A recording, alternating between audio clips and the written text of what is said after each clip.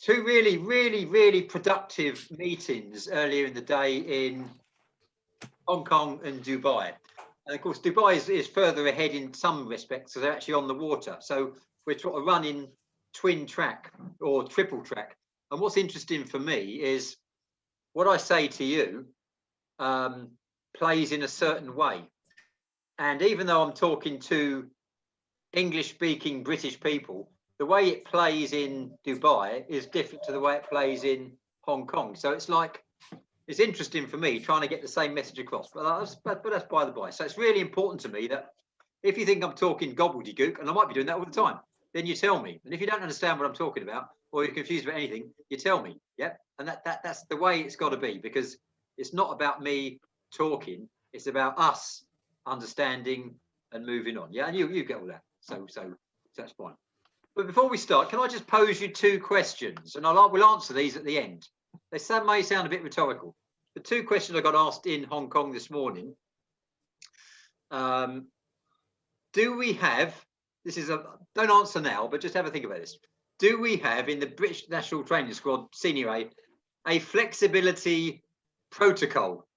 Okay, do we have a flexibility protocol? It comes about. The background is, as you all know, by the time you get to 25 years old, it's all physically downhill. Doesn't really notice. Then you get about 40, above 40, your sort of ages, that what we call the skills-based fitness. You've heard me talk about it. The bounce coordination, reaction time, that sort of stuff tends to degrade a little bit, and that's why 70 and 8-year-olds aren't as flexible as 20-year-olds. And when I think of the things I used to get up to in my 20s, no warming up, just get on with it, just do it. And in fact, it reminded me, the first marathon, I used to run marathons. The first marathon I ran in 83, 84, I ran it in 2:53. And the week before, my rest week, this is stupid, how preposterous youth is. The week of rest, the week before, I thought I'd go out for a steady 10-mile run around Hyde Park and that sort of thing.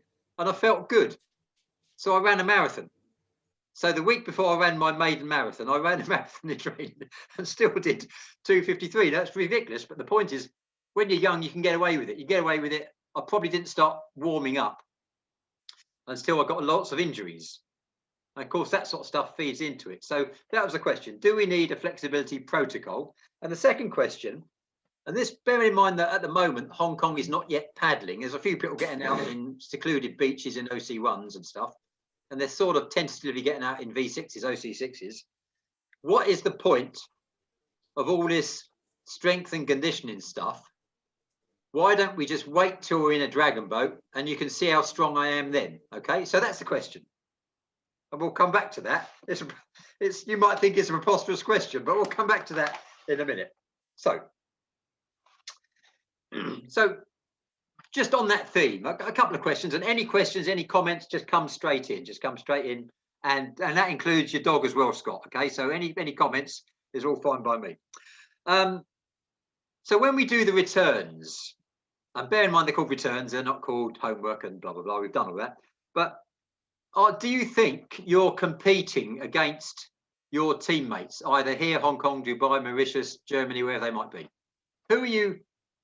Are you in competition with the Premier team, and are you in competition with each other? What do you think about that? What's your thoughts about what you're doing when you put the returns in? Anybody? For me, it's having competition with myself, not with. I mean, they're fitter people, they're stronger people than me. So yeah, as long as I find myself improving, that's all I'm aiming for. Right. Okay. Does anyone think they're in competition with the Premier team? Well, definitely not me. So when I do the returns, I mostly looked into my own performance from the previous or from the last. You know about this. I have this conversation with you. Yeah. Any other thought? Dave, are you in competition with the Premier team? No, I'm in competition with a coach. Okay, luckily, that's good. Luckily, I'm winning consistently. Right, let me hold that thought. I've got to come back to that because that's really important, actually. Because everybody is in competition with the couch. Yeah, and everybody, when they want to go out for a run, spends occasionally 30 minutes looking at their training shoes and thinking, do I really want to go out? Those of you know Richard Parrott. Now, at the moment, the canal is frozen. So I've got my float out and I'm doing some maintenance because I can't paddle, which is great. But a few weeks ago, when it was really cold and horrible and rainy, he had a bit of an injury anyway. And he's down at Galleon Wharf where I train, down the road from me. And he said to me, you know, I'd rather you than me. I wouldn't go out today. It was a bit cold, a bit blowy. I wasn't expecting to do a personal best. And I said to him what I said to all of us, yeah, this is where you do your work. You know, if we win anything, you do it now. You do it in the depths of winter. This is where you really, you know, in the summer, come June, July, August, when it's nice sunny evenings, it's relatively easy to get out on the water. And this is the competition with the couch. There's so many distractions trying to draw you away from doing this, doing that, injuries, whatever. It's just human nature. You know what I mean? What we said last week was, what was that quote? If the reason is not big enough, the excuse will be. And that's not being disrespectful to anybody. It's just touching into people's human nature. It's not about finding excuses. It's actually finding reason to do something. And this year is amazingly difficult because we don't even know if a competition is going ahead.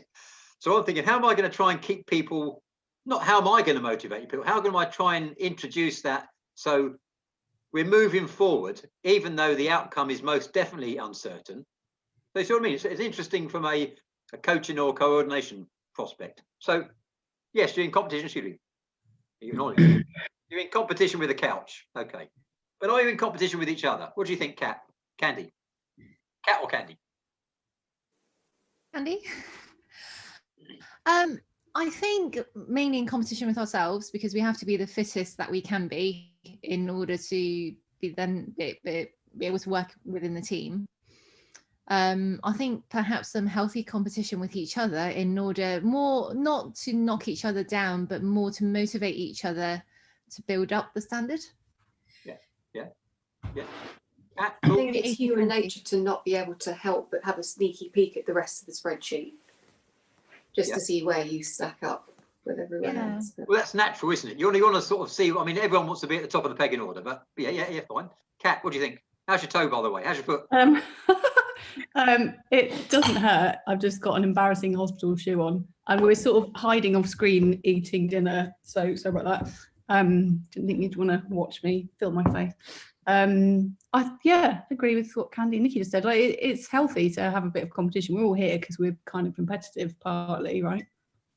I guess if there was a much bigger group, I would partly feel the pressure of measuring myself against who else there is, and also in a good way, like maybe be pushed a bit harder as well. I mean, it's the same that, you know, if we were training in a group, doing some strength conditioning, whatever it's going to be, hit whatever it's going to be, you'll always work harder when you're alongside somebody for a variety of reasons. One, saving face, whatever, you know, fear of failure, whatever, all the human stuff that adults go through. Kids don't worry, they just get on with it and they're not bothered about failing, but adults are concerned about the consequences. Yeah. So it's a healthy competition sort of thing. I mean, ultimately, as you all say, you're competing against yourself, and the idea is to get some sort of metric, some sort of measure that you can improve. But it's handy having, because, you know, for example, you'd look at the list and you'd say, well, I'm about the same as Mike. So you're always not a sneaky pick. You're doing that. That's really healthy. But the thing is not to let it become destructive. So pitch it at the right sort of level. So yes, I'm in competition with G or Candy or Kat or whoever it might be, but it's a positive thing. And if for whatever reason, because you have to have an operation or you've done this or you've done that, you miss out a week or you miss out a session, fine. In the same way, if I went out on the canal, if it wasn't frozen, didn't feel good, had a crap session, did some runs, didn't really like them, okay, fine, no worries. It's just one of a number of runs. I'll come back again tomorrow. So it's important not to let it take you over and become a negative thing. So if you don't enjoy doing it, it's not worth doing it. You know, if you do it because you have to do it, that's a big. That's something. Yeah. Can I add something to what you were saying, Tim, as well? I really agree, because there are so many different factors that can affect your performance on that particular day. It could be a workout that you did the day before could be weather elements if you're doing it outside, because the elements can have an impact. It could be the state of recovery, or it could be your body weight and what because you're still in active recovery. There's so many different factors that can affect the score. Yeah, and for that reason, I think I mentioned this last week, but forgive me if I did. I was asked about some benchmarking that the Premier team in Hong Kong did in December. And I was asked why we weren't doing benchmarking. This is some people who are not sure what squad they want to be. I said, well, we do it every week. It's just in a different way. And my theory or my practice on time trials, I think I mentioned this, is you're assessed on your coursework as well. And this is like your coursework. But we've, over the years, lost some really good paddlers because they had a bad time. We've got a bit of background noise there. So if you just, can you mute yourself and then just come up? There we go. Yeah. Oh, if you've got nothing in the here. background, then don't. If you've got some stuff in the background. Yeah, so if you have a bad time trial, then it's unfair, as far as I'm concerned, to be excluded. This is the sort of the current thinking on the time trial. So if we have a measure of what you're doing over a period, we've got some ergo runs, we've got some paddling runs, this, that, and the other, then what tends to happen is, this is all evidence of inclusion. It's not evidence to exclude people. And you end up having a time trial event. In this case, it will be some O1 stuff in the UK, it'll be some ergo stuff, it'll be some strength and conditioning stuff and some small dragon boat stuff. And you have the choice, because you can do all four, of doing 3 out of 4. But I'll explain more about that on the 1st of March. But yeah, what I want to do is get an idea of the all-round athlete, as a sprint athlete, as a middle distance athlete in your 2Ks, that sort of stuff, and see how you stack up. And so we get an idea about you in the round. It also helps in terms of selection in what because you don't have to do everything. You might say, well, fine, Ian is more suited to 500 meter, 1,000 meters. Dave is more suited to 200 meters, or whatever the stats suggest. You see what I mean? So it actually gives you, by measuring people over a range of methods, not only does it make it as fair as possible, there has to be a time trial because there has to be a formal selection and the BDA have to ratify, and that's the rules of the game. But I prefer to look at the athlete in the round over a period rather than a single event. Yeah, that's tended to produce some better results for me over the years. So that's what that's all about. And really, like I say, the ongoing stuff seems to be a fairer way of doing it. So you are competing against each other, if you like, but really you're competing with each other.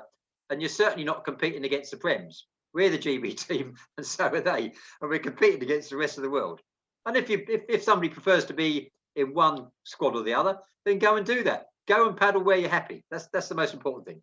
And you won't get me saying you have to do this, you have to do that. You don't need permission to do anything. You do what you want to do, but there'll come a time where you need to make a decision. So that's it. So fine. And that'll be long enough before any competition. So that's... Can I ask a question? You mentioned benchmarking. I don't know if this is what you mean, but what would be helpful is to know, if possible, what sort of level we should be at in terms of the returns. Like, is there a certain number that I should personally be aiming at, because I'm quite new at all these exercises? It's difficult to say, and I'll tell you why it's difficult. Because a normal year, whatever a normal year is, Dave, we start in September, October, we go through, we get some ideas about returns, and then come January, this time of year, we may run some pre-trials.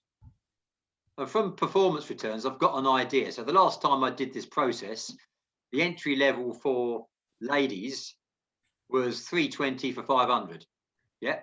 Now that anticipates that some months, that's a fairly, you might say that's a fairly easy standard or whatever, but that's not the competition level, for example. And for blokes, we were saying I think it's 308, because what we really want is every one of the blokes sub 250 in an 01, and that's in fresh water. Obviously brackish water runs a bit faster, a little bit more buoyancy and blah blah blah, but that's the sort of ballpark there. But frankly, in the last year, with the exception of some of you, most of the paddlers I've never seen paddle. So as a starting, I would look for that sort of thing. Nikki, what are you doing for 500 on an ergo? I think last time we timed it, me, Nikki and Pat, we were all about 3 minutes on the time trial when we did down the side of Trolog. You're talking about water rather than ergo, though. Yeah. Okay, so is that with the flow or against the flow, or are you doing an out and back? That was out and back, wasn't it? Right, so your average, that's pretty good. So if your average, if you're going, say you're doing maybe 255 and 305 in and out, so that gives you a rough 3 minute run, yeah? I think so, yeah. I think it's a while since we've looked That at was a those. while ago, yeah. Yeah. But There's on the- varying conditions on different days and all manner of stuff anyway. But On the other, I guess on the weights, I could look at Nikki as the end. no, what the difficulty is, Kat, with the benchmarking with any of the exercises that Tim's asking of us, we're all limited. If it requires equipment, we're all quite restricted by what we actually have at home because we don't have a gym access. So I might be doing more than you in a certain exercise, but that might be simply because you don't have the weights to be able to do more than you're doing, but you're fully capable. We don't know that. That's very generous. It's, I mean, I can't really answer. I can give you some aspirations, projections in relation to water work, and I can say, well, blokes that are really wanting to be doing something like 1:45 for 500 and that sort of thing, and maybe certainly around about 2 minutes for ladies, that sort of thing. But when it comes to, for example, and this is sort of answers your question, pull-ups, right? I mean, I'm going to get together with a few people and decide which 6 exercises we're going to go for. Now, if you said to me, pick your best 6 exercises for selection, I'd probably say pull-ups, burpees, bent over row, press-ups, maybe a man maker sort of exercise, that sort of compound exercise, something like that. Yeah, those sort of. But the problem with all of those is I've been in squads. In fact, I was in the senior B squad for the last couple of years. And late in the day, they decided that pull-ups was a selection criteria. And because they didn't give, it's up to them, because they didn't give people the precursor exercises or the lead in, and there didn't have access to pull-ups, right, or pull-up bars, then people actually did the selection trial, and some people did 12, it was pull-ups in an hour. Some people did 12 pull-ups in an hour, great, whatever.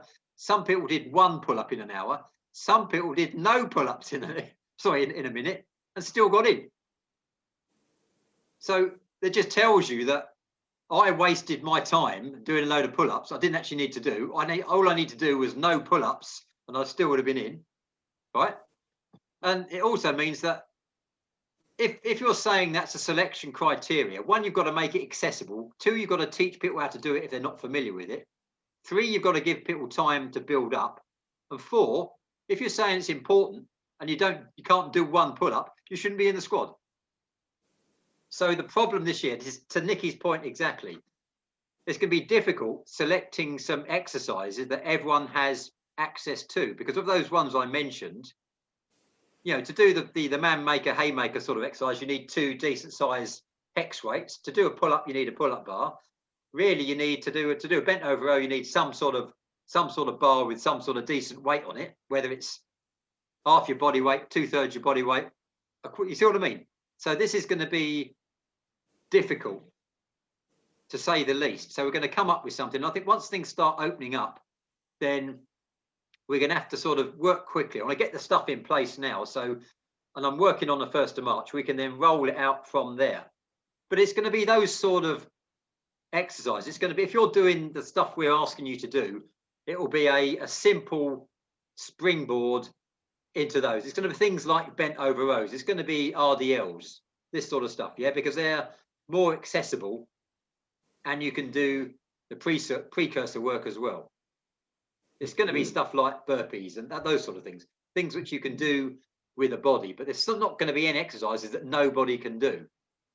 Much I would love to say, right, 20 pull-ups. If you can't do 20 pull-ups, you're not in. I'd love to say that, but it's a ridiculous thing to say, and it'd be pointless, and it'd be a waste of your time if you don't have access to the equipment or the time to build up to it. Wouldn't it be great if we went into a competition and everyone could knock out a quick 20, spin it over, half and half, fantastic, but it's not realistic, unfortunately.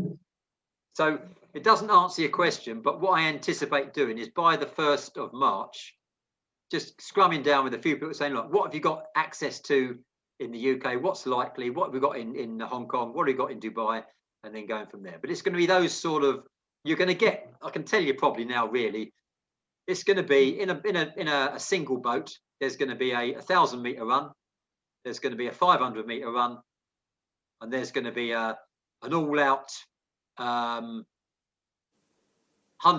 whatever, something absolute dash, absolute maximal. So we're going for maximal. We're going for top-end aerobic and anaerobic. Okay, same sort of thing on the ergo. So we'll probably do once again, same sort of thing, a 6-minute run, a 3-minute run, an absolute max 100-meter or 30 seconds. Dragon boat pool, which will be a small dragon boat. And rather than doing it from dead stop, I'll put all this stuff out, so don't worry about it. Rather than doing I'm not so keen on dragon boat pools because you're sitting in a big boat and it's weighing 240 kilos. So the way I do it is in a small boat, 2 people side by side, 2 people paddling. They stop paddling, it slows down to 5 kph, and they do the time trial from there. So you're paddling a moving boat rather than digging a boat out the hole. Yeah, that's the other one. And the other one will be 6 exercises over a time period, either maximum good quality reps in 90 seconds or 2 minutes. Yeah, something like that. 6 exercises. Tim, just a quick question. Sorry, I got a question as well. Hang on. So Nikki first, then Mike. So go.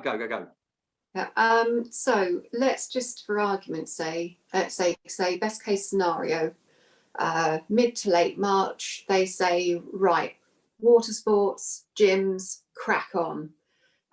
Bearing in mind, a lot of us, for various reasons, will not have been on the water for quite some time.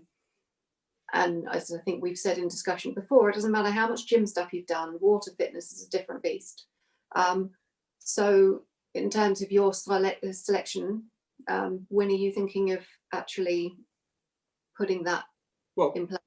This is the point. This is the point about it being part of the democracy rather than dictatorship. What we'll do in the 3 locations is have the same discussion. Say, right, here we are.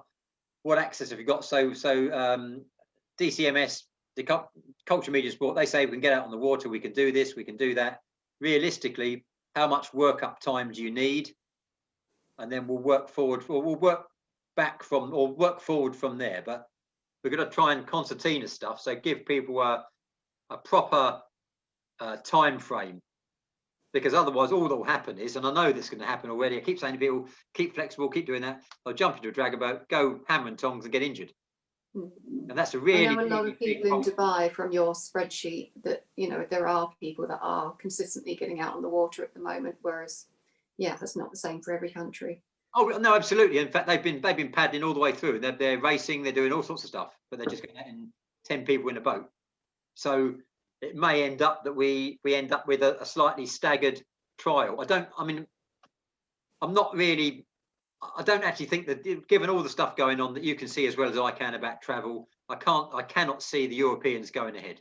Right? No, I've said I can't. Yeah. Europeans. It's aspirational, it'd be nice, but I can't see it happening. And even if it does happen, I can see a lot of people saying, well, to be honest with you, yes, I know this, that, and the other. I know that the UK's ahead in terms of vaccines and all this sort of stuff, but I don't really want to travel. So you see what I mean? So for a variety of reasons, I think we're going to play the long game and go for November in Hong Kong at the earliest, really, which gives us a bit more time. So I'm not going to knee-jerk into a short-range competition, because what I want to do is get people to a pinnacle, to a point, to a you know what I mean, to their peak at the right time, rather than trying to shortcut it and get there too early. So that's, but you know, that's a consultation. You know, what can we realistically do over the next 6-8 weeks, and then go from there. Even if we end up reinventing the wheel and doing a prelim trials and then seeing where we are, and then another trial in a month's time. But that will hopefully become more obvious as it unfolds, as the country opens up. But like I say, at the moment, yeah, if you can get out paddling on a muddy old canal, good luck. And if you can't, then that's to most people, then it's unrealistic. So I can't answer the question at the moment, but It won't be short notice. It'll be a consultation thing and a sensible lead-in period and going from there. Because I'd bet all sorts on it that people will jump in boats and get injured straight away, despite all we say, and set themselves back. So that's that. Mike? Sorry, mate. So does that? Yeah. I mean, it doesn't really answer your question, Nikki, but that's what No, I'm that's thinking. fine. Yeah. Mike, sorry, mate.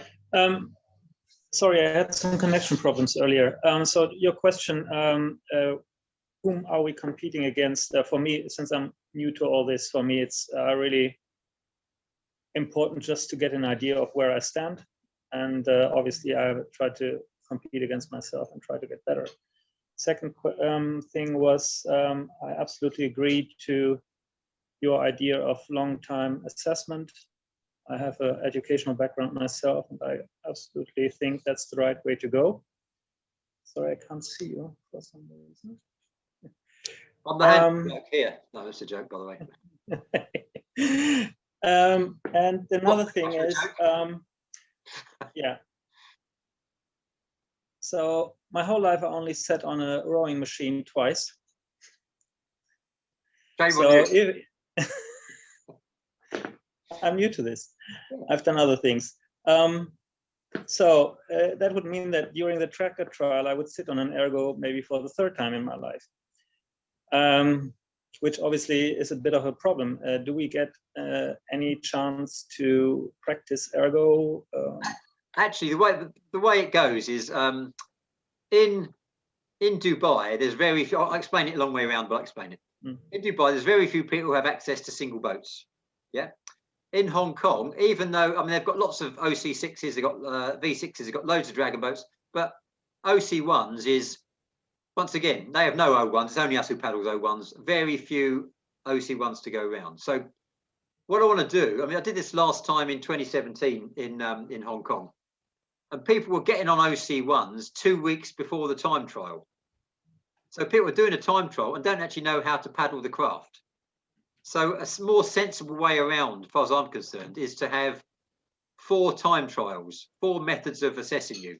So dragon boat pull, ergo, single boat, and strength and conditioning. And you have the option to do 3 of those. So you could actually get into the squad without ever sitting on another ergo. You just do the other 3. You see what I mean? So if you want to do 4, it just means I've got to create enough opportunities for you to, if you say, well, okay, I prefer to do those 3, do all 4 and select your best 3 if you want. But you see what I mean? So to make it fair across the squad, and it's not going to be exactly fair, but you know, as fair as I can. But if people in Hong Kong and Dubai don't have access to O1s, then what's the point? You see what I mean? But we use them over here. Over the years, yeah, we're very keen on O1s in the UK and this, that, and the other. O1 this and O1 that, but we're not the world champions. So other people manage to become world champions without never ever sitting in an O1 or even an OC1. So there are other ways of training people. So I just prefer to take a broader approach. We've got them, and you've got them, and they're a very, very useful, valuable training tool, but it's not the only one. That's all. That's all. So if you can get an O1, do that. Submit some times, fantastic. But if you can't, or you live in Dubai, or you live in Hong Kong, or the rest of it, then it's like you saying to you, right, you have to paddle an O1 in a time trial, and you're saying to me, the time trial's in 2 weeks. There, right, crack on. You think, well, you'll be spending half your time on the 1,000 meters trying to stay upright. And we've done this. We've done this at Liverpool, where people have, it's been ridiculous. People have started O1 training, and the first thing they've done in their O1 time trial is capsized. You're thinking, did you not get the message? But there you go. But that's the way it is. So we'll try and make it as fair as possible. But there's a limit to what we can do, if you know what I mean. Yeah, we'll bend as far as we can, but there's still going to be a time frame involved. So any other questions around that? I think a great plan, because I think, as you say, being at the age I'm at, there's sometimes you might not be your fittest for one of the exercises at some point when the time trial comes. So having that option to choose 3 rather than 4 is a good thing. I think it'd be really useful.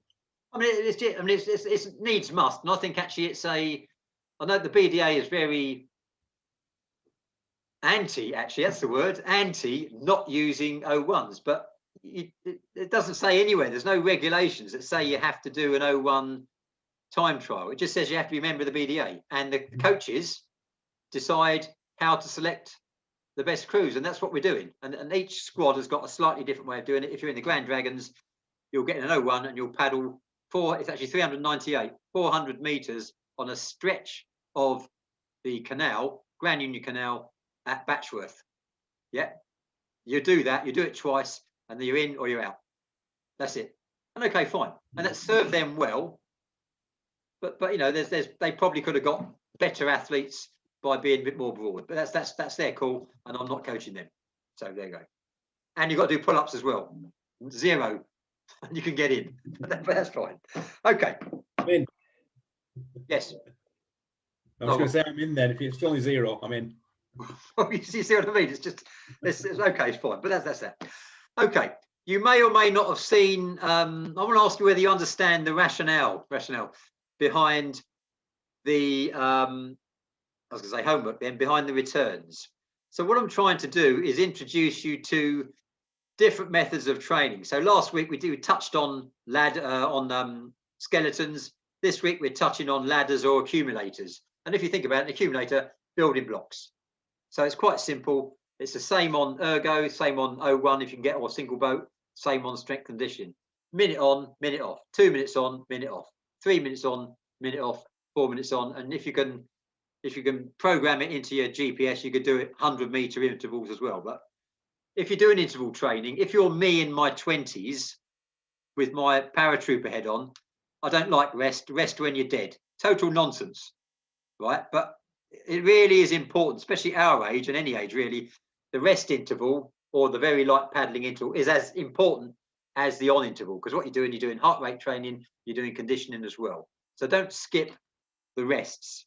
Don't spend too long on the rest either. Of course, as time goes on, what we want to do is up the effort and reduce the rest. Yeah. And you just get more condition that way. So that's what that's all about. But what I'm going to try and do from this point forward is all of the assessment, all of the weekly returns are the same format. So those of you who've seen it, I'll put a time down behind it. So you go out and do one ladder. It takes 13 minutes, 15 minutes with a 2-minute rest. And you'll see the gym stuff also, it's the same sort of thing. It's 13 minutes. And I've asked you to do ladder A, ladder B, 2 little sessions. And the third one is a flexibility thing. Yep. Because when we talk about strength and explosive strength, one of the best ways of training that is actually resistance bands. So there is a method behind all of this infatuation with resistance bands, as far as I'm concerned. So that's what that's all about. So any questions on? A quick question, yeah. Question for me, sorry, and I'm still doing week 4 returns, so apologies if thinking way behind. But I still have the constant problem, like one of them is RDL. I don't have any weight. So I do need an alternative to do that. What are you doing Friday morning? I'm working, mate. How early? I'm one of the people that have a job. I know, I'm sorry. I have a job. This is my job. It's a lack of commitment on my side. I realise that. Right. Because we're local, if you find a place at a time in the week, just get in contact with me. The question is not kettlebell. It's how big. Just state a weight, and I'll turn up with it. Oh, okay. All right. Yeah. What, you're going to lend me a weight, or let me get on with it? If you talk, I can either do it with you, or the other thing is, if you talk to Richard Parrott, he's got the paddle sports gym. He's got loads of kettlebells there. So if you just talk to him and you want a kettlebell, then we'll have a session. Okay. I'll give you a kettlebell. Yeah, and like one of them is Farmer's Walk, which you need 2. Yeah. No, you don't. No. The whole point about let me just unpack that. Farmer's Walk is not. It's an optional one. If you have a look at the video, because it all talks about bilateral deficit. Yeah. That's creating an imbalance. And what you're actually doing, and the whole point about doing it with extended period, is having the imbalance on one side, so your core is adjusting.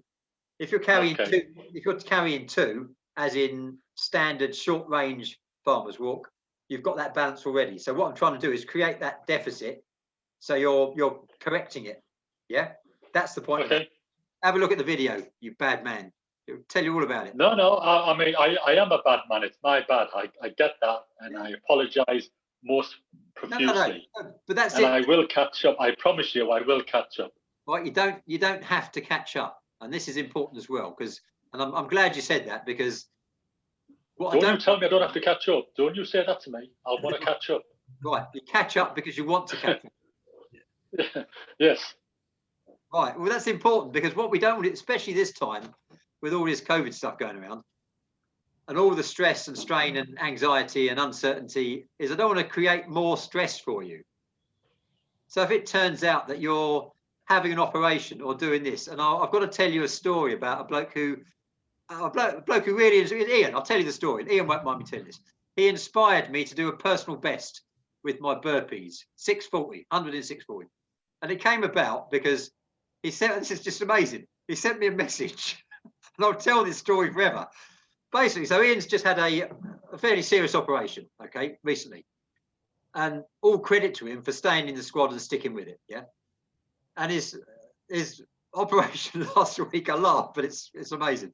Was scheduled for 8 o'clock in the morning, right?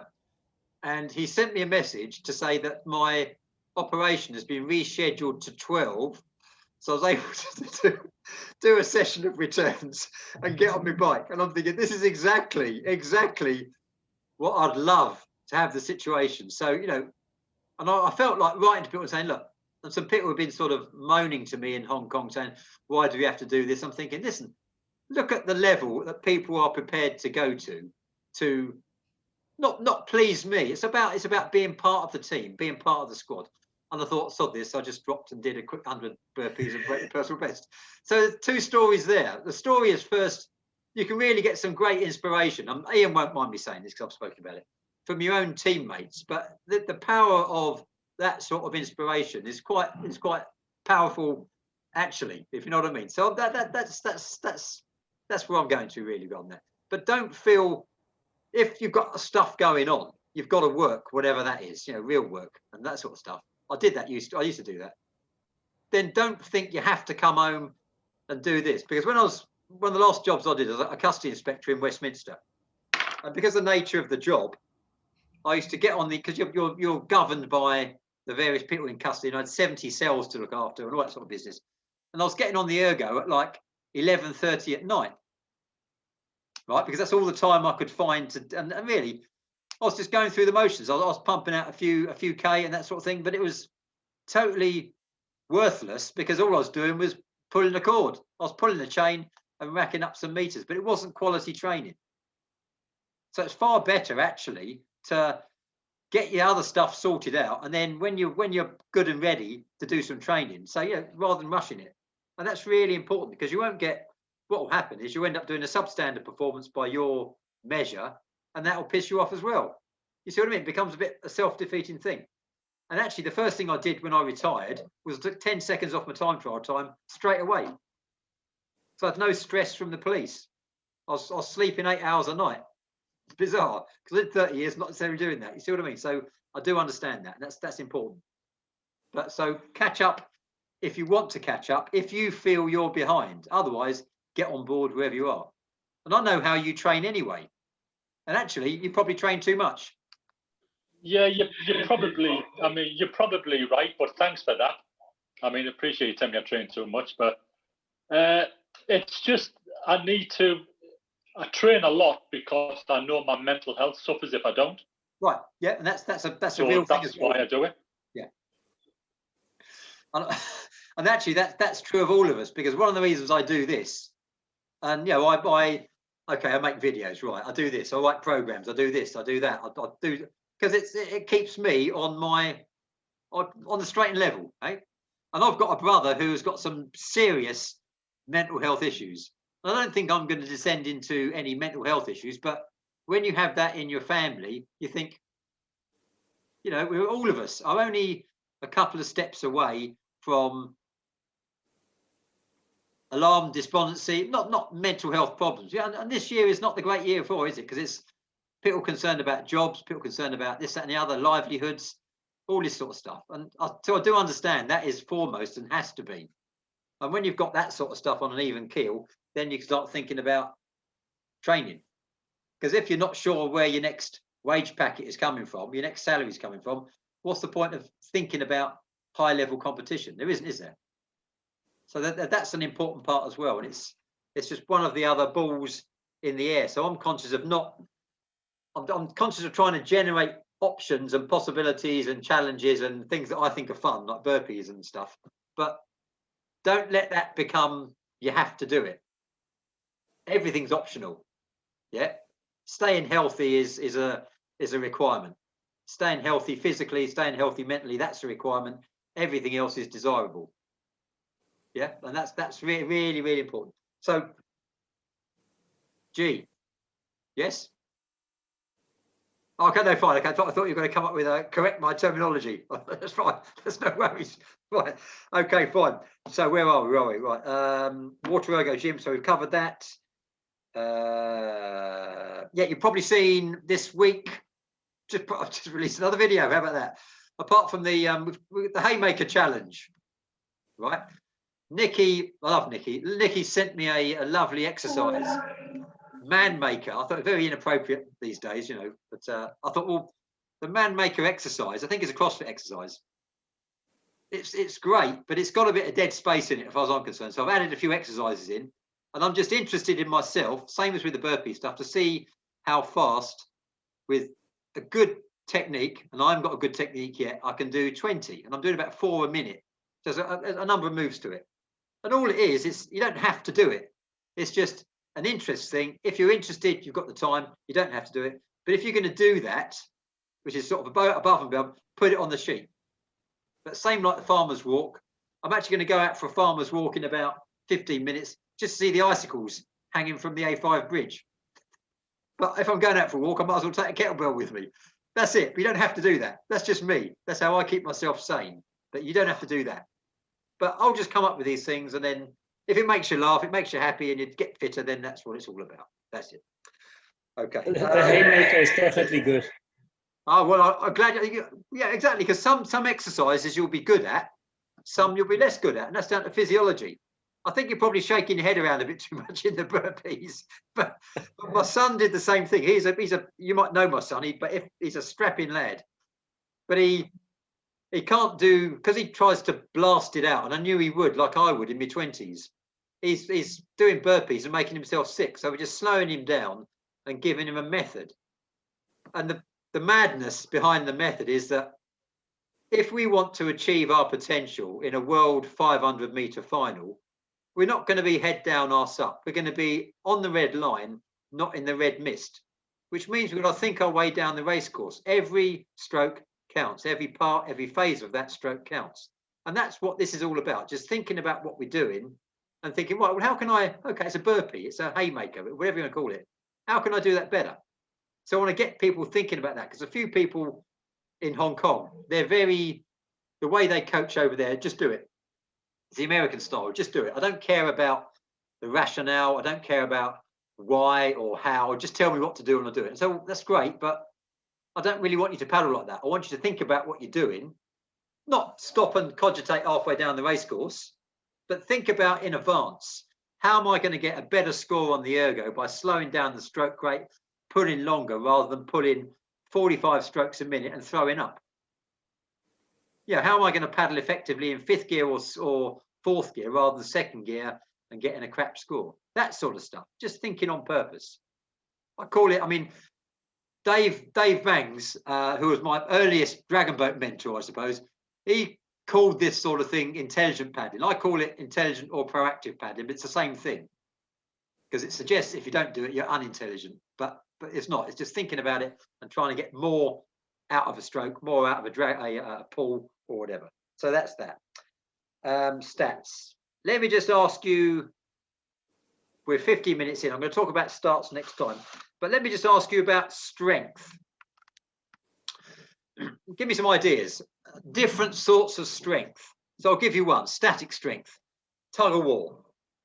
Okay, so you're bracing your body like a static hold. Well, it is actually, isn't it? So you're using your inherent strength. You're not moving much. Maybe when you start moving backwards. I'm not a tug of war specialist, but static strength. Give me another example of sort of strength. Anybody? Any terminology. Explosive strength. Explosive strength, right? So where we could does explosive strength play a part in dragon boating? But before that, what is it? So yeah. So if you said to you, Nikki, right? Okay, Nikki, I've heard of explosive strength. What is it? Well, you could also call it power in terms of lifting. So it's how fast can you move a force or apply a force. Right. Newton's second law. Force is mass times acceleration. That's it, basically. Yeah. So it's not just, it's how fast and how dexterous you can move something. Yeah. So that sort of training, explosive strength, does that play a part in dragon boating? Or if so, does it? Or where would we use that? On the start. Okay.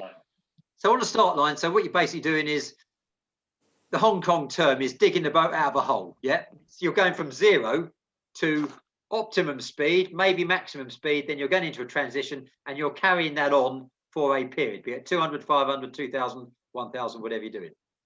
So it's not maximal. Now, maximal is 10 seconds and you're done. That's Eddie Hall lifting 500 kilos or whatever it's going to be. 10 seconds, that's all he's got. Yep. Big rest, come back, do it again.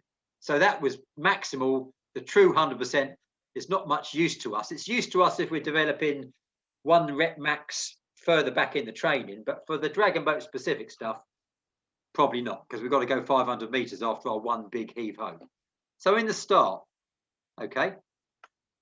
So as we transition, all of the start maybe, and then it goes more into a different sort of strength. So in the body of the race, in the transition, top end of the start into transition, what sort of strength is that?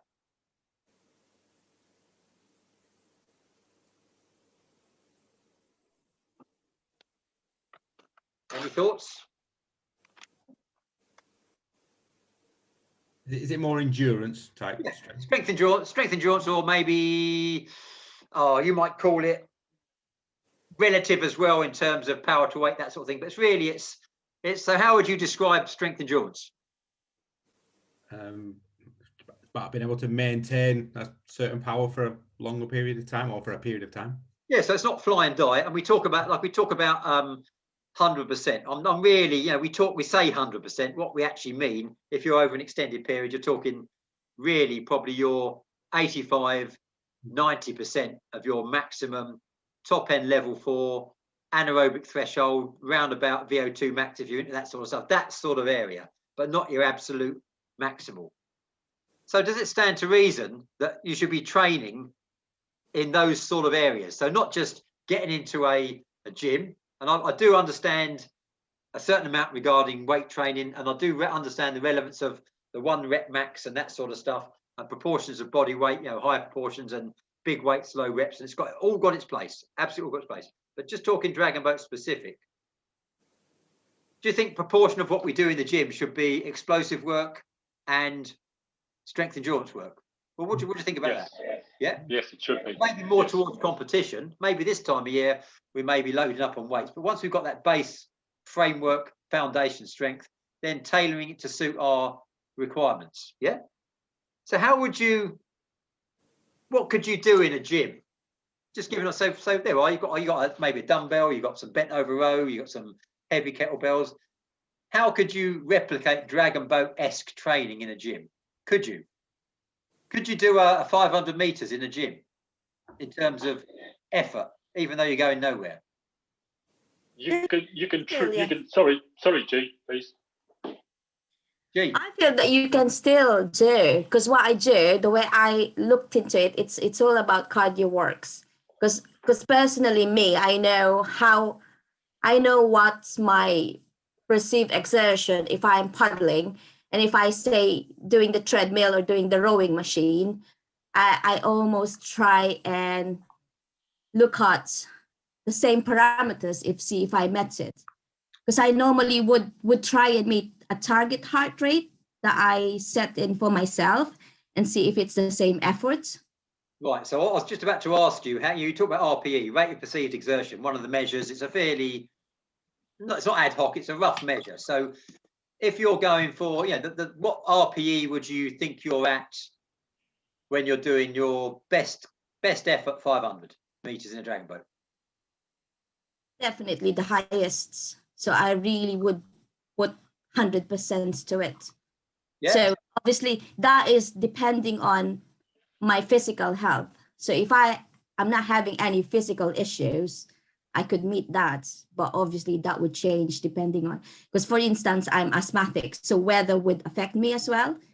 So I have to be aware why sometimes I'm not meeting it. So that's why I always feel that I can't set a target except excluding all these other issues. To me, my RPE would be if I'm using at least 80% of my target rate. Right. So we're talking. I mean, I think we probably agree that, you know, the 85-90 is really, we talk about 100%, but it's not the true 100%. Yeah. So how? No, it's not. To me, Tim, sorry if I could just say something. For me, when I'm training strength and endurance, it's completely different for me.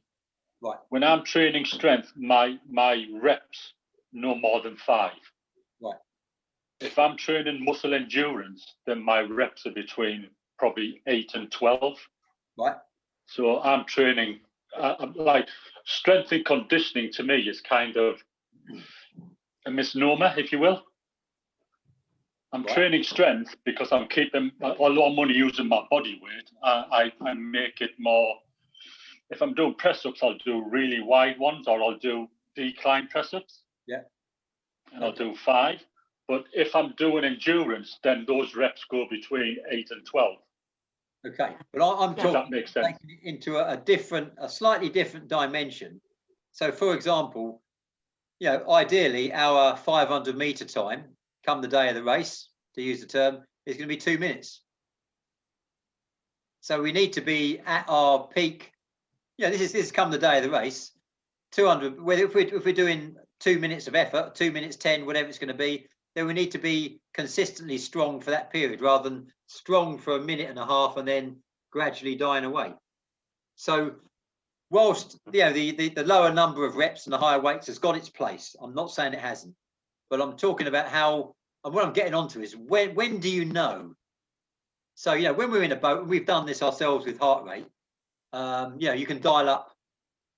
I know what my level 4 is 145, 144 to 148. I've done it that many times that I know what it feels like. Yeah. And I'll check it with a heart rate monitor every now and again. And it's that. And actually, you always know if you're slightly off the pace, or you've got a temperature or whatever. If I'm doing level 3, it's going to be 128.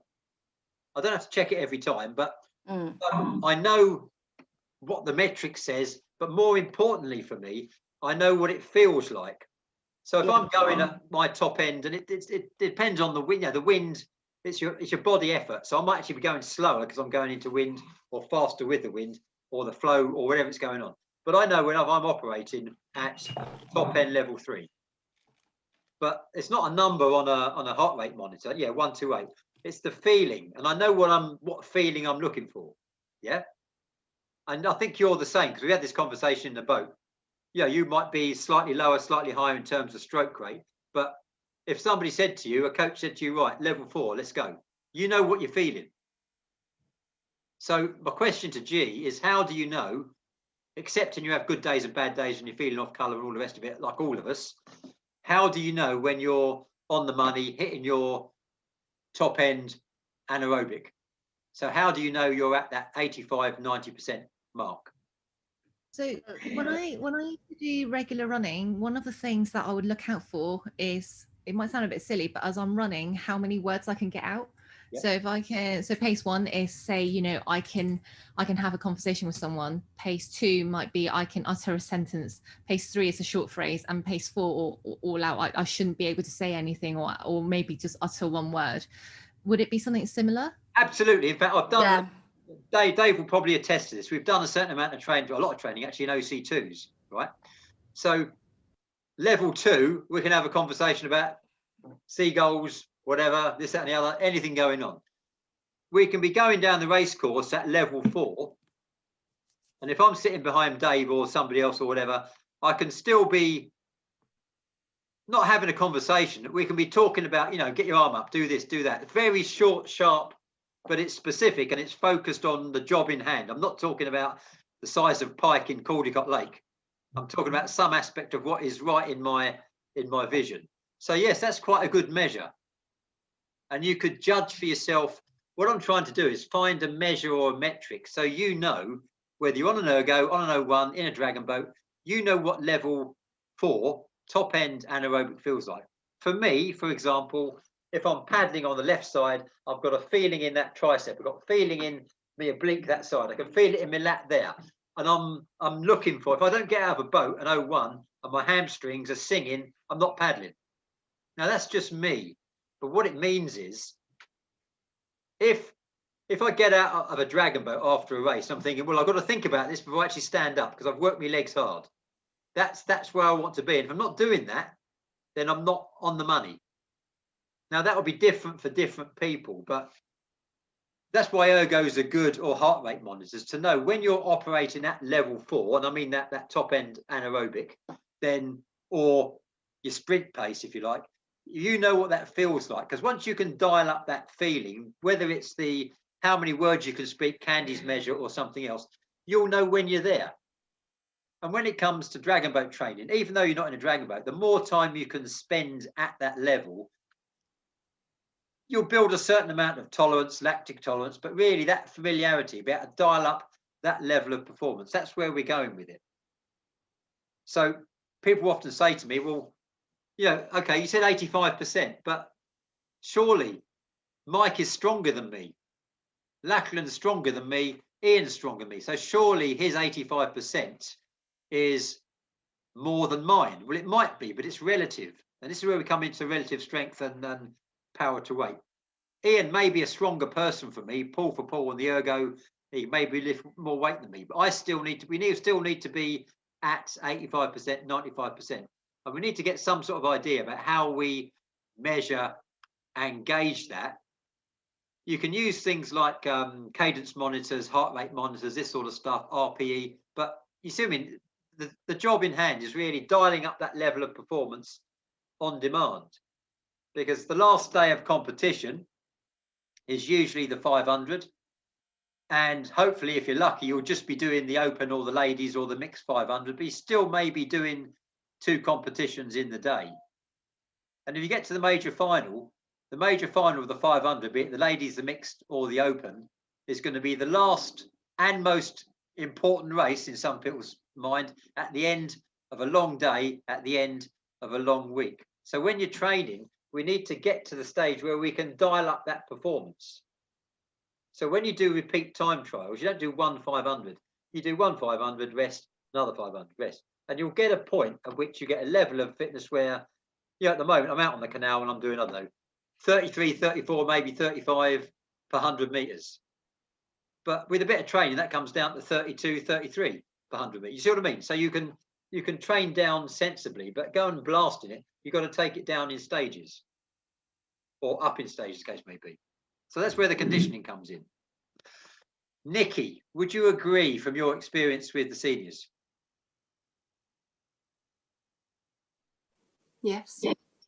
That's a great answer. Okay. Any thoughts on that, about just being able to dial up?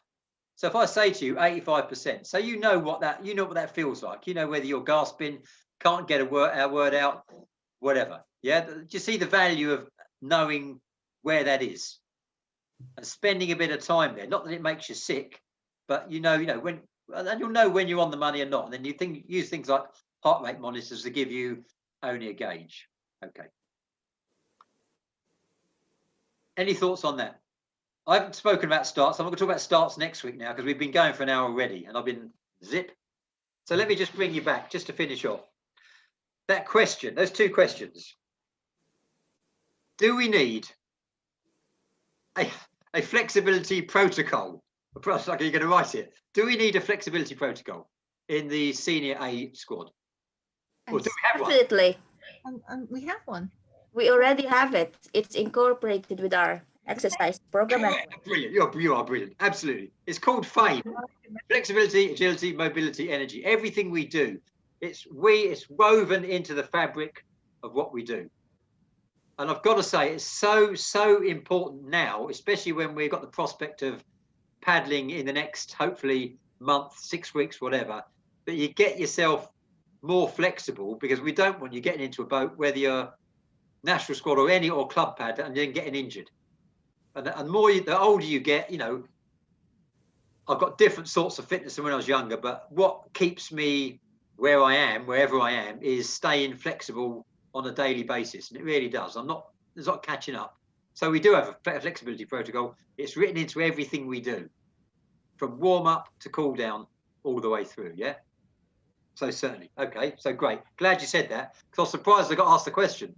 But that was Hong Kong. Anyway, the next one is, what is the point of all this strength and conditioning stuff? Why don't we just wait till you're in a boat and you can see how strong I am? Because by the time we get in a boat, you won't be very strong anymore. Or if you wait till then, You can get to condition even just for about 3 days. Yeah. Okay. Any other thoughts? Injury prevention. Yeah. Yeah. Lachlan, what do you think? I think it's a bit of all of these things. It's a bit of keeping us motivated, keeping us fit, preventing us getting injured when we get back in the boat. Yeah. These are all important things. Yeah, yeah. Tony, any thoughts on that? You've been stoic and quiet this evening. Well, you've covered quite a lot, Tim. Really, to be fair. You always say I talk a lot. What are you saying? Just tell it to me straight. Shut up. That's fine. No. It's good. It's good that you help us all with the advice. But yeah, I'm fairly self-motivated. But I think it's really important to have these programs that we're all doing together. I think, because then you can. It's when you're in that boat and when you're racing for that line, you're doing it because of the person sat next to you and behind you, in front of you. So to know that the people that you're doing that for is just as committed to this as you are. And when you're doing those burpees and you feel sick, Mike, and or you're popping your shoulder out, Candy, you know, we're all there with you, and we're all feeling the same. So I think it's hugely important. So yeah, thanks for all your efforts with it. I really appreciate it. It gives me some direction, and there's so many exercises that you cover in there that I would never find. So it's like you go out there, find them and say, oh, do this, this will really help. And it does. So it's all good.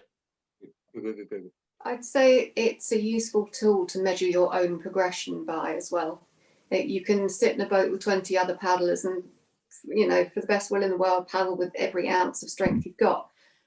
But in the gym, there's just you, and you know what you are or are not lifting or whatever. Yeah, absolutely. I could be sitting in a dragon boat and I've got Ian in front of me, I've got Scott to my left or my right, Mike behind me, and we're powering on like all sorts. And I'm thinking, this is a really strong boat. And I'm doing nothing, they're doing all the work. So there comes a point, yes, it's a pure team sport, isn't it? It's an individual thing, and we are a bunch of individuals flying in very close formation.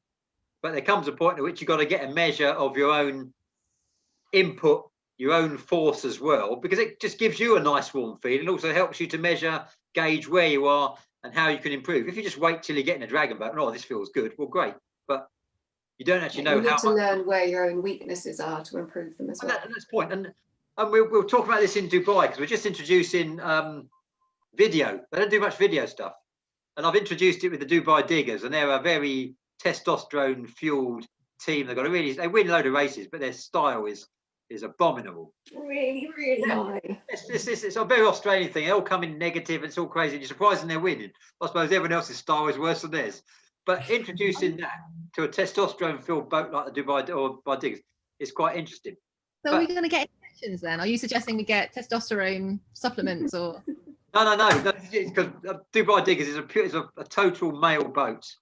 And you tend to find, when you get into video coaching and stuff, you tend to find, because on average, lady athletes are a bit more intelligent than blokes. You know, blokes are head down, arse up, go for it, go into red mist, whereas ladies think, a bit of red line, I get that.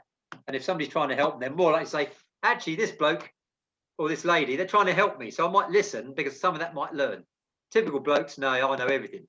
When I was in skydiving, Nobody could tell me about anything. I knew how to do it. Just jump out an aircraft and fly. It was a bit more to it than that. So you spend hundreds of pounds, waste hundreds of pounds flying through the air for no particular reason. But anyway, that's another story. So yes, individual measures about what we're doing, how we're doing it, and it really is quite enlightening as well. So yes. And of course, the other thing about strength and conditioning is there's stuff you can do outside the boat, which can inform what you do in the boat. So in terms of the hierarchy, obviously you can get in a dragon boat, get in a dragon boat. Next one down, single boat. Next one down, ergo, then strength and conditioning. But to quote Sun Tzu, that ancient Chinese bloke, he or she will conquer who masters the art of variation. So we don't want totally dragon boat people, totally O1 people. We want people who can mix and match and have a look at different areas of doing things. And in the same way, you can't win a dragon boat race just by in the gym. You probably can't win a dragon boat race just by sitting in a dragon boat either. You've got to have another way of looking at things, testing, adjusting, measuring, evaluating, assessing, and testing. But clearly, a good measure. But say if you get in a dragon boat, get in a dragon boat. But since you can't at the moment, then gym is a way ahead.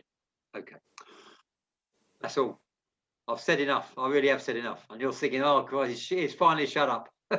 Right, that's me. Right, that's all. 1 hour. Well, that's all you get. Nikki, quick round the room. Any thoughts, cogitations? No. Good. Okay, G, hello. That's a nice. What is that? That yellow thing. That's very nice. Pikachu. Oh, very. Yeah. Okay, one of them. Okay, I thought I had a face on it. For me is around discipline as well, because I will have to admit sometimes with work and other commitments, motivation sometimes could be low.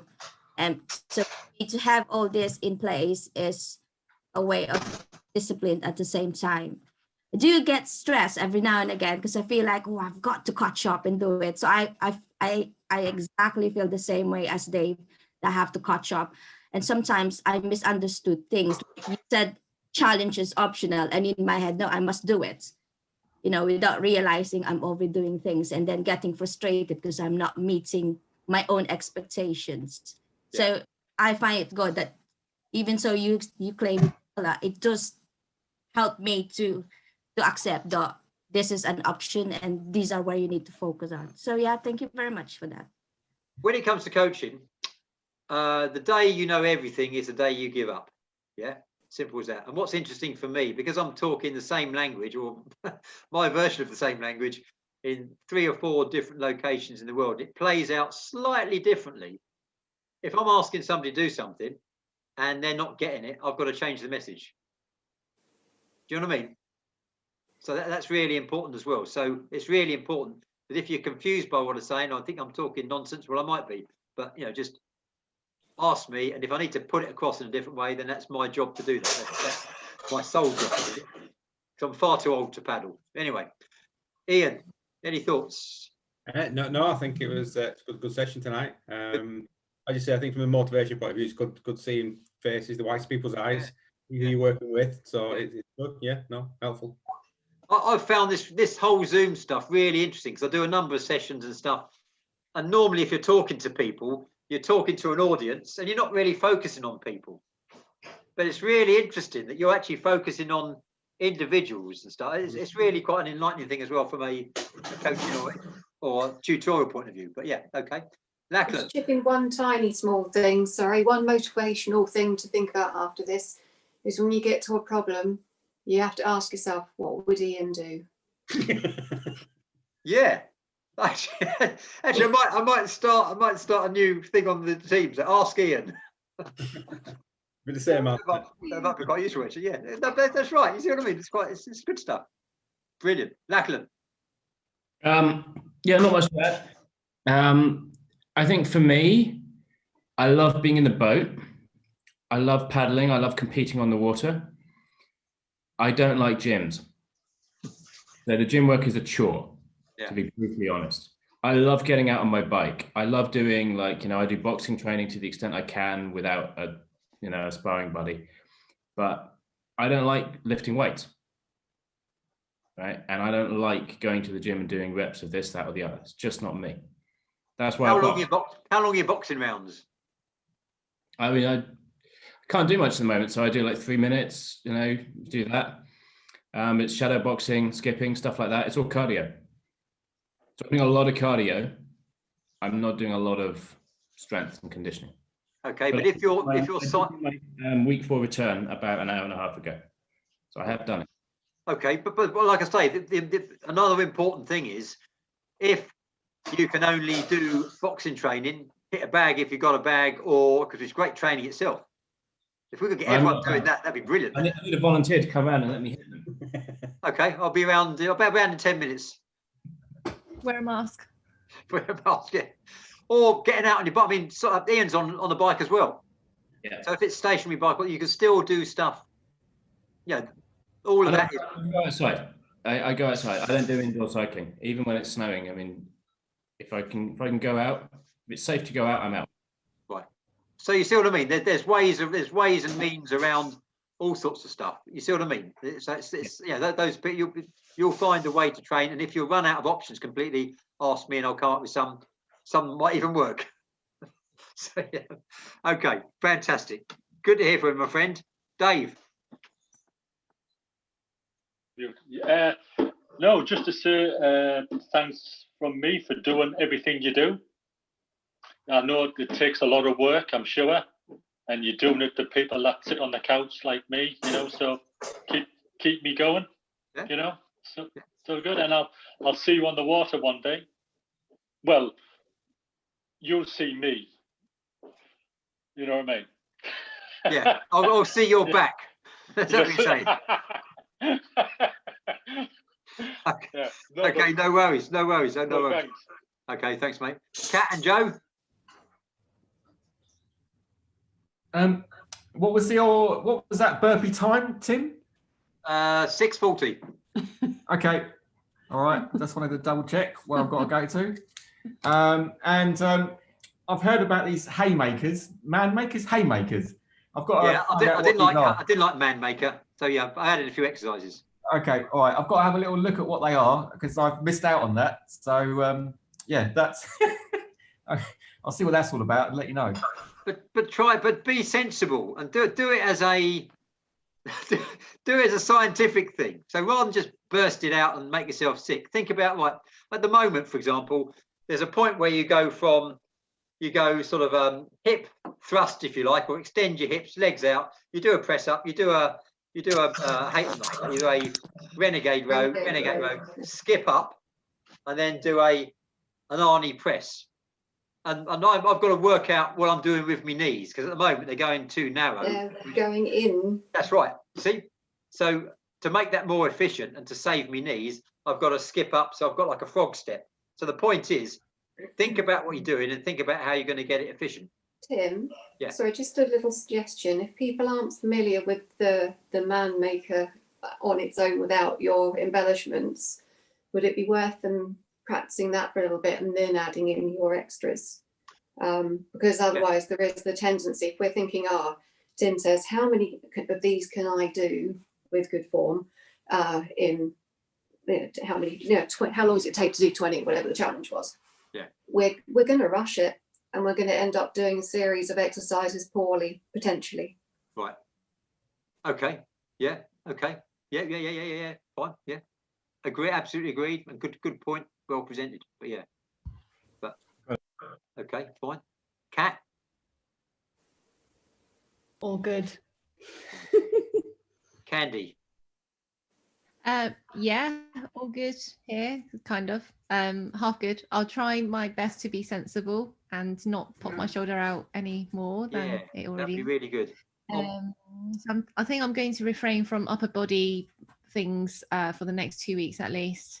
Yeah. Which will impact on the return. So I hope you don't mind me doing it as runs, literally same format, but just doing it as running. Of course I don't. No, exactly everything I said in the last hour. Absolutely, definitely. Fine. Yeah.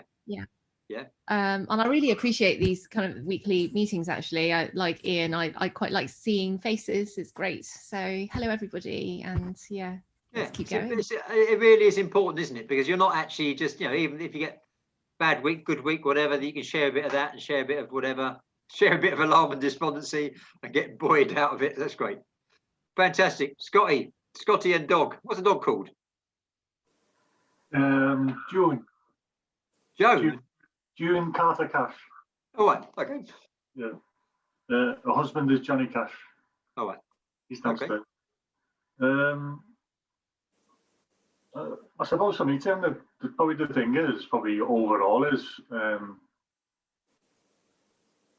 remember when we first started the Zooms a couple of weeks ago, and we started off, and you were talking about technique of stroke and stuff like that. I quite like that. I like the generalized talk and then listening to people. That's interesting. But also I like the more technical stuff as well. And I think we maybe that's slipped a little tiny bit. Yeah.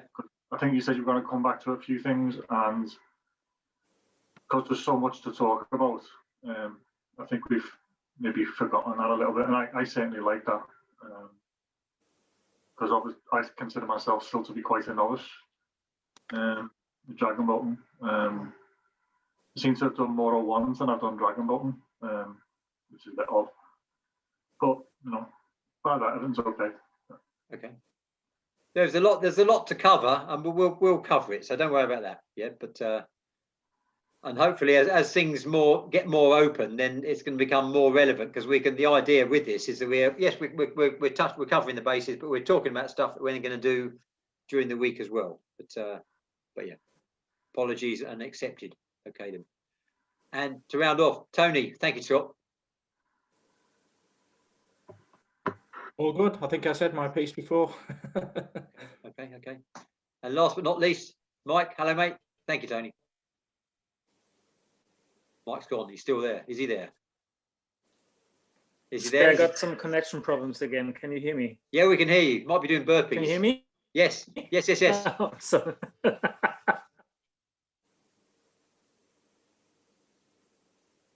Go on then.